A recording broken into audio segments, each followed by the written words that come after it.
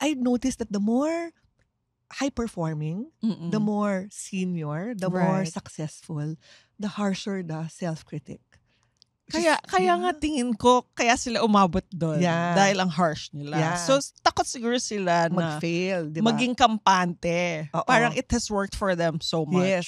But the thing is, what got you there won't get you to the next step. So, Right. kailangan talagang i-review na. Kasi nga, if you're always coming from fear, you will micromanage. You will not trust other Right. people. The thing is, pag umaakyat ka na sa corporate life or in any job, hindi pa pwede namin na micromanage mo na yung mga tao. Tama. Hindi pwede ikaw yung gagawa.